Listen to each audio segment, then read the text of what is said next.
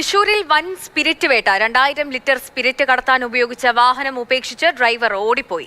Excise intelligence സംഘത്തിന്റെ വാഹനത്തിൽ ഇടിച്ച് അപകടമുണ്ടാക്കിയാണ് പ്രതി രക്ഷപ്പെട്ടത്. ഡ്രൈവർ ഓടിപ്പോകുന്ന CCTV ദൃശ്യങ്ങൾ മാതൃഭൂമി ന്യൂസിന് ലഭിച്ചു.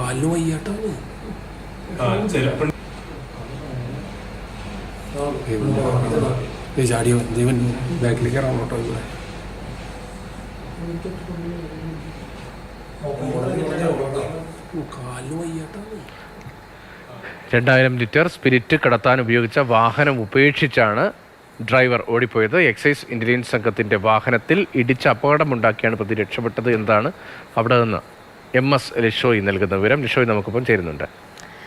ലിഷോയ്, ഡ്രൈവർ ഓടി രക്ഷപ്പെടുകയായിരുന്നു. ഇയാൾക്കായുള്ള അന്വേഷണം ശക്തമായി നടക്കുകയാണോ? എന്തെങ്കിലും വിവരം ലഭിച്ചിട്ടുണ്ടോ ഇയാളെ കുറിച്ച്?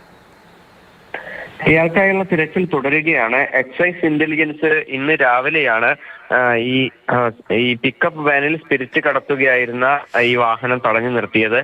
തൃശൂർ നഗരത്തിന്റെ വടക്കേ സ്റ്റാൻഡിൽ നിന്നാണ് സ്പിരിറ്റ് വാഹനത്തെ എക്സൈസ് സംഘം പിന്തുടർന്നത്. ഇതോടുകൂടി ഈ വാഹനം അതിവേഗത്തിൽ കുട്ടനെല്ലൂർ ഭാഗത്തേക്ക് പോയി. പിന്നീട് കുരിയച്ചിറയിലേക്ക് എത്തുകയായിരുന്നു. സംസ്ഥാന പാതയിലേക്ക് എത്തി. എക്സൈസ് സംഘം പിന്തുടർന്നെത്തുകയും അതിനിടയിൽ ഈ എക്സൈസിന്റെ വാഹനത്തിനെ ഇടിച്ചു തെറിപ്പിച്ച് മുന്നോട്ട് പോകാനായി ഈ പിക്കപ്പ് വാൻ ശ്രമിക്കുകയും ചെയ്തു.